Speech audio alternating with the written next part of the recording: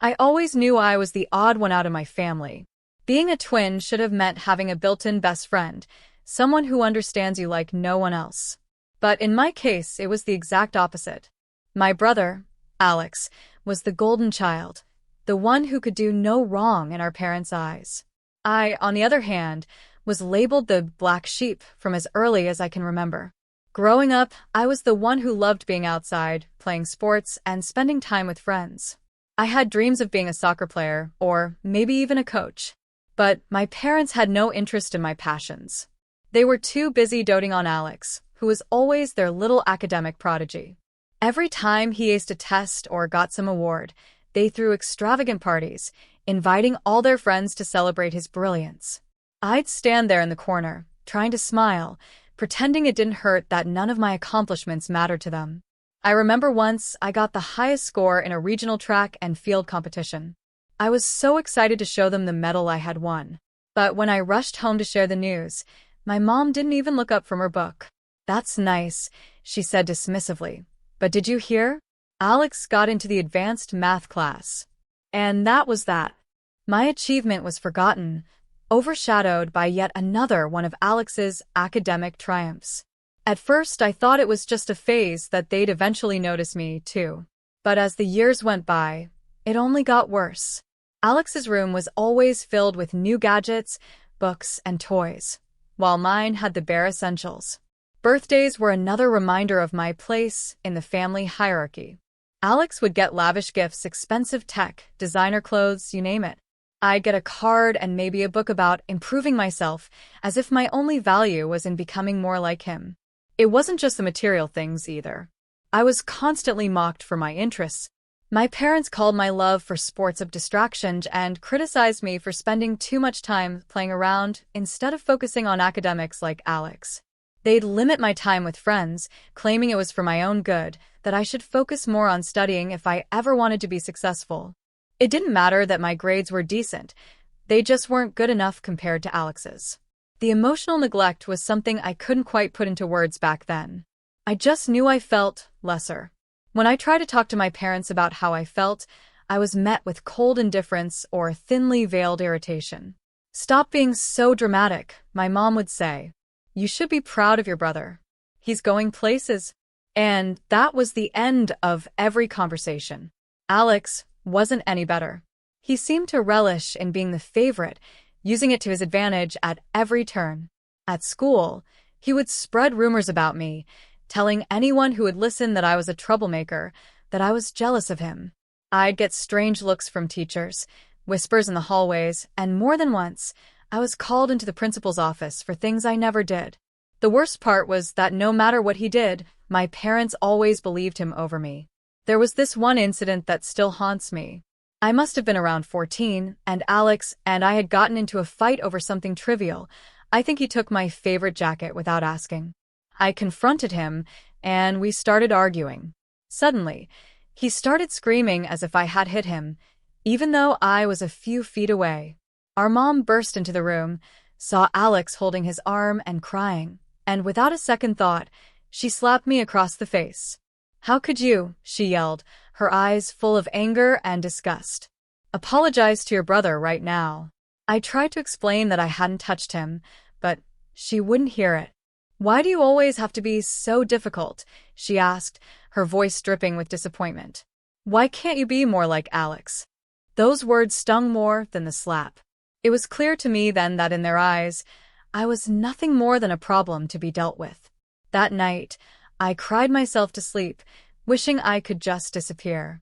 It wasn't the first time, and it wouldn't be the last. My only solace was knowing that one day, I'd get out of that house, away from the constant comparisons and favoritism. I just had to survive long enough to make it to college, where I could finally start my own life, far away from them. But little did I know, things were about to get much worse. Because Alex wasn't content with just being the favorite, he wanted to ruin me completely. Growing up with my twin brother Alex was like living in someone else's shadow, constantly trying to escape it. From the moment we were old enough to walk and talk, our parents made it clear that Alex was their golden child. He was the academic prodigy, the one they could proudly show off to relatives and friends. Meanwhile, I was branded the problem child, the one who was more interested in sports, social activities, and anything that didn't align with their vision of success. My parents celebrated Alex's achievements with lavish parties, always inviting everyone they knew to marvel at their brilliant son. His report cards adorned the refrigerator door, while my soccer trophies were hidden away in the garage. They never attended my games, not even once. If I asked for support, they would brush me off, saying they were too busy or that sports aren't a real achievement. It became a vicious cycle. The more I tried to win their approval, the more they dismissed me. Alex, of course, knew he was the favorite, and he reveled in it. He was always polite and charming in front of our parents, but behind closed doors, he was a different person. He would tease me mercilessly about my appearance, my friends, and even my hobbies. If I tried to stand up for myself, he'd simply laugh and say, "Oh, don't be so sensitive." But that was just the beginning. As we grew older, Alex's jealousy started to turn more malicious. In high school, I started making friends and becoming more socially active, which seemed to infuriate him. He began spreading rumors about me at school, telling anyone who would listen that I was bullying him at home. The worst part was that he would go as far as to inflict injuries on himself, just to prove his lies. One time, he even gave himself a black eye, claiming I had punched him in a fit of rage. I was called into the principal's office, accused of being violent towards my own brother. I tried to defend myself, but my parents were called in, and they immediately took Alex's side. My mother glared at me as if I were a complete stranger. "How could you do this to your own brother?" she asked, her voice dripping with disappointment. No matter how much I pleaded, explaining that Alex was setting me up, they refused to believe me. The school suspended me for a week, and my parents grounded me for a month. During that time, I was isolated from my friends, confined to my room while Alex had free reign of the house. I could hear him laughing with his friends downstairs, probably celebrating his victory. It felt like a nightmare I couldn't wake up from. The more I tried to prove my innocence, the deeper I seemed to sink. My parents' disappointment in me only grew, and they would constantly remind me how much of a burden I was. "You're not like Alex," they would say. "Why can't you be more like him?" Those words cut deeper than any of Alex's lies or pranks. I realized then that it didn't matter what I did or how hard I tried. I would never be good enough for them. The final straw came one day after I was allowed back to school. I was sitting alone during lunch, trying to avoid the judgmental stares and whispers of my classmates. Out of nowhere, Alex approached my table, a smug grin on his face. "You know, it's sad," he said, leaning in close so no one else could hear. "They'll always believe me over you. I could tell them you tried to kill me, and they'd still take my side." I wanted to scream, to lash out, but I knew it would only confirm everyone's suspicions that I was the aggressive one. So I swallowed my anger and kept my head down, vowing to myself that one day I would get out of this hellish environment. But things only got worse at home. My parents, still convinced that I was the root of all problems, began to restrict me even more. They wouldn't let me attend social events, and if I had any friends over, they would find an excuse to send them away. It was as if they were trying to erase any part of my life that didn't revolve around Alex. The isolation was suffocating, and I felt like a prisoner in my own home. The only solace I had was my grandmother, who would call me every weekend just to check in. She was the only one who ever believed me, who saw through Alex's facade. "You're stronger than you know," she would tell me. "One day, you'll be free of all this." Her words kept me going, even when I felt like giving up. But the breaking point came when Alex went too far, crossing a line I never thought possible. One evening, while my parents were out, I caught him rifling through my room. When I confronted him, he just smirked and pulled out a wad of cash I had been saving for my part-time job. "Consider this compensation," he said, stuffing the money into his pocket. "You owe me for all the trouble you've caused." I was livid, and for the first time, I didn't back down. I lunged at him, trying to grab the money back, but he was taller and stronger. He pushed me to the floor, laughing as he walked away. That night, I realized that nothing would ever change if I stayed. I was tired of being the scapegoat, tired of being the punching bag for my brother's insecurities. It was time to leave this toxic environment behind, no matter what it took. The next morning, I packed a bag, planning to run away. But before I could sneak out, my parents caught me. I expected them to yell, to demand an explanation, but instead, they looked almost relieved. "If you want to leave so badly," my father said coldly, "then go. We're done trying to fix you." And just like that, I was out on the street with nowhere to go, my own family turning their backs on me. The only person I could think to call was my grandmother, who took me in without hesitation. Little did I know, this was just the beginning of a journey that would change my life forever. Moving in with my grandmother was like a breath of fresh air, a lifeline I so desperately needed after being thrown out by my own family. I remember standing at her doorstep, my eyes swollen from crying, clutching the single bag of belongings I had managed to pack. She didn't ask questions. She just pulled me into a tight hug and told me everything was going to be okay. For the first time in years, I felt a sense of safety and acceptance. My grandmother's small, cozy house was a world away from the cold, judgmental environment I had known. She encouraged me to focus on my studies, reminding me that education was my ticket to independence. I threw myself into my schoolwork, determined to prove to myself that I could succeed without the constant comparison to Alex. But escaping the emotional scars of my past wasn't easy. I was still haunted by the harsh words and false accusations that had defined my childhood. Every time I saw a new message on my phone, I'd freeze, expecting another cruel taunt from Alex or a guilt-laden plea from my parents. But the silence from them was almost more painful than their criticism. It was like I had been erased from their lives, a forgotten chapter in their perfect family narrative. Life with my grandmother, however, was filled with unexpected warmth. She taught me how to cook, listened to my fears, and, most importantly, believed in me.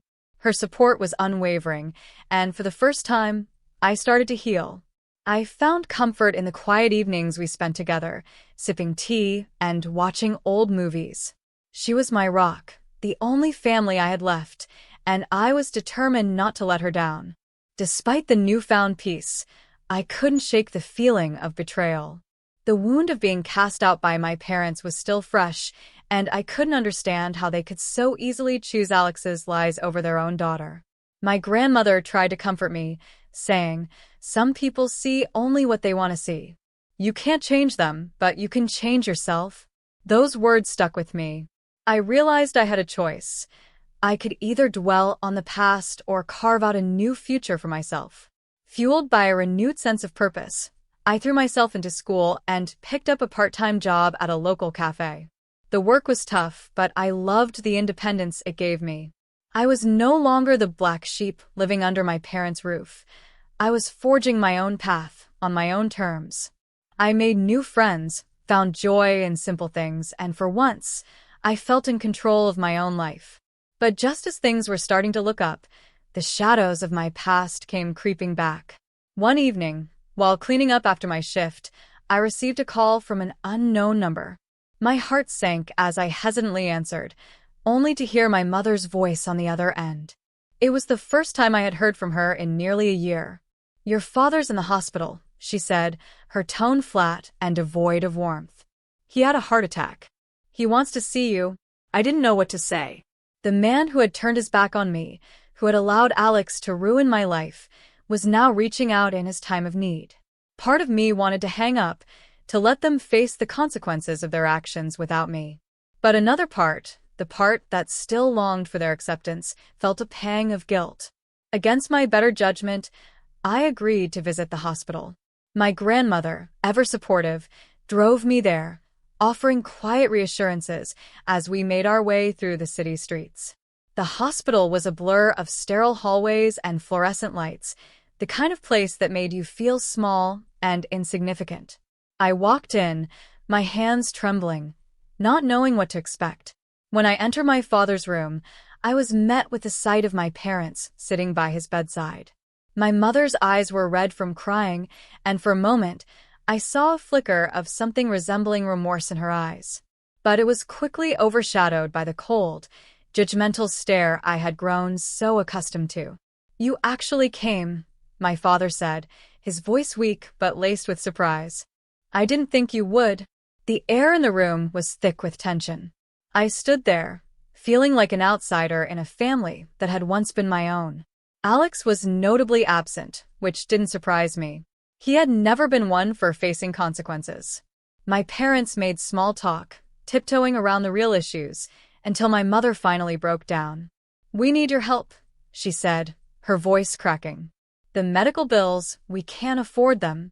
It was as if someone had punched me in the gut. They didn't want me back because they missed me, they needed me to pay their bills. All those years of neglect, of being the unwanted daughter, and now they were asking for my help. My father, looking frail and tired, avoided my gaze, while my mother watched me with a mix of desperation and expectation. I felt a wave of anger and sadness wash over me.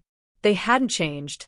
They still saw me as someone to be used, someone whose value was measured by what I could do for them. I took a deep breath, trying to calm the storm of emotions brewing inside me. "I'll think about it," I said, turning on my heel and walking out of the room before they could say another word. My grandmother was waiting for me in the car, her face a mask of concern. I told her everything, and she simply nodded, understanding the weight of the decision that now lay on my shoulders. For days, I was torn between the desire to help them and the need to protect myself. My grandmother's words echoed in my mind. "You can't change them, but you can change yourself." I knew she was right. But could I really turn my back on them, even after everything they had done? I spent the next few days in a haze of confusion and emotional turmoil. My grandmother's words kept swirling in my mind. You can't change them, but you can change yourself. Despite the clarity in her voice, I couldn't shake the feeling that something crucial was slipping away from me. How do you decide whether to keep fighting for people who don't fight for you in return? How do you live with the fact that the very people who should have been your foundation were the ones who tore it down? I needed space. Time to think. To breathe. The house was too small to hold my thoughts and my emotions, so I took walks, walking the same streets I had known for years but never truly saw until now. My once familiar neighborhood felt foreign, almost suffocating. The homes around me, the trees swaying in the breeze, everything seemed muted, as if I was watching the world through a haze. The weight of the decision hung heavy on my chest, like a stone lodged deep within me.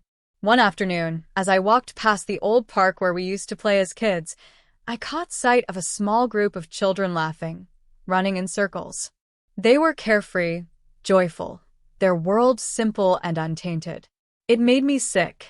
The innocence of childhood, the time when everything was supposed to be good, when we were supposed to feel safe and loved. But I hadn't had that. Not really. I had always been the outsider, the one who was always too much or too little in the eyes of my parents. Too loud, too emotional, too independent for their liking. Too much for them to handle. And too little to matter. My phone buzzed in my pocket, snapping me out of my spiral of thoughts. It was a message from my father. The text was simple, just a few words. "I need to talk to you. Please." I stopped walking, staring at the screen in disbelief. After everything, he was still trying to pull me back in, still trying to control the situation. His words, though few, hit me harder than any of his long speeches ever could. Did he really think that a simple text could undo years of neglect and manipulation?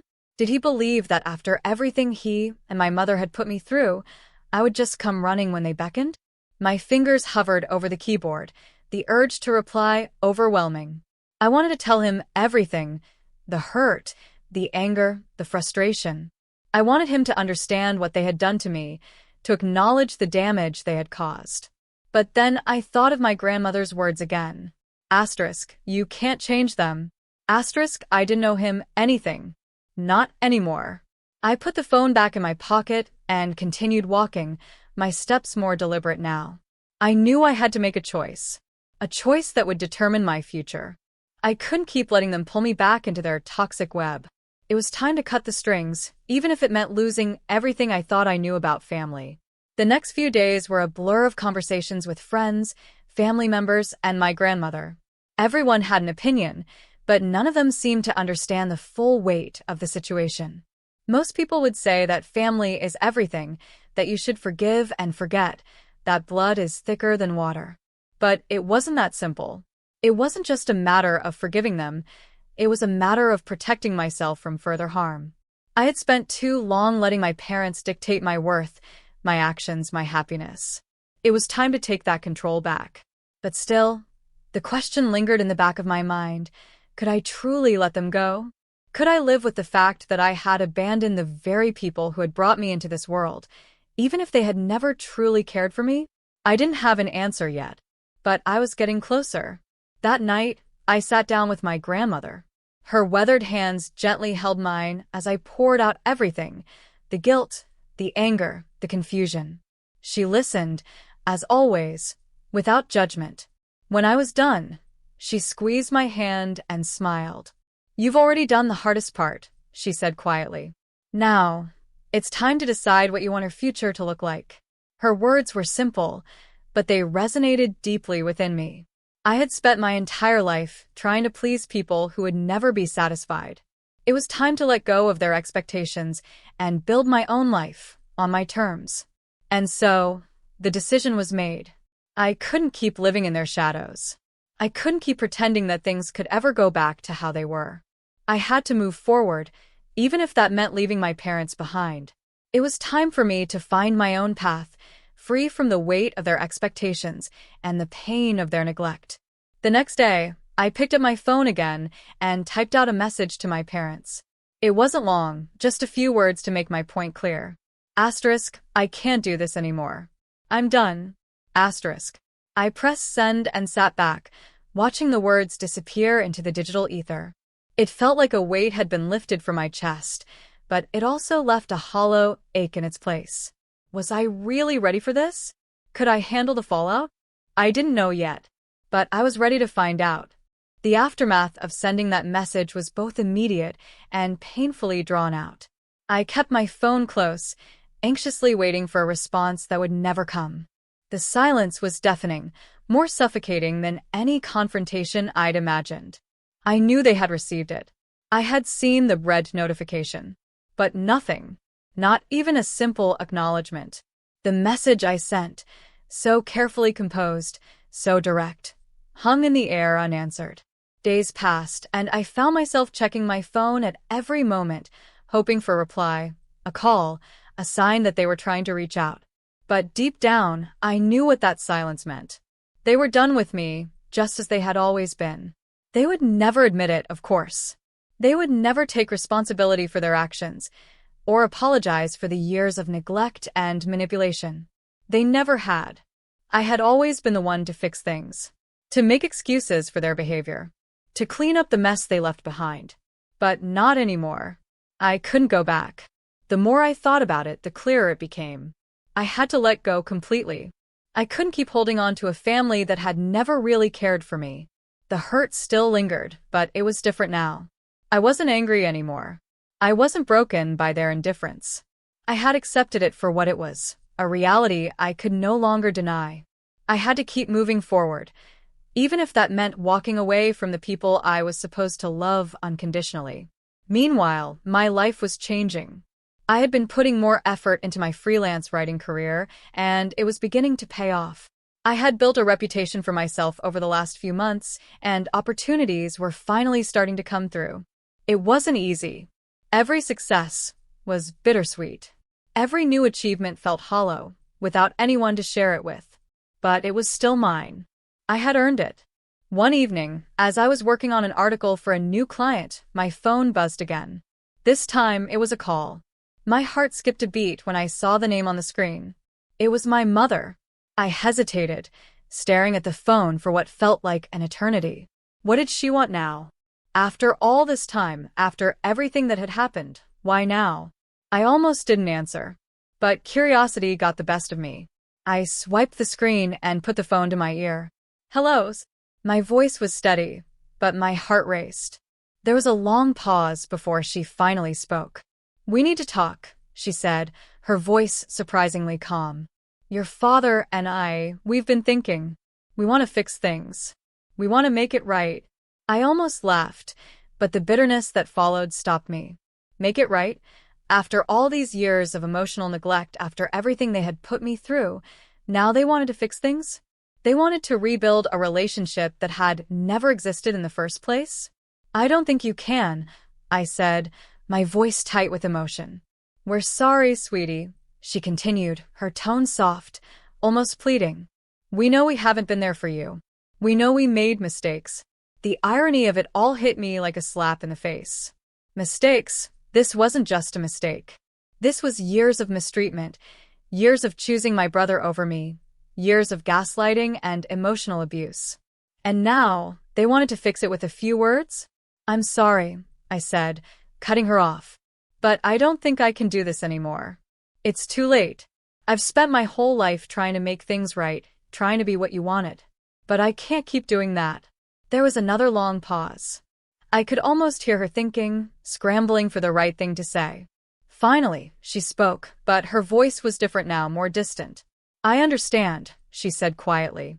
I just wanted to let you know we're still your parents. We'll always be here for you if you ever want to come back.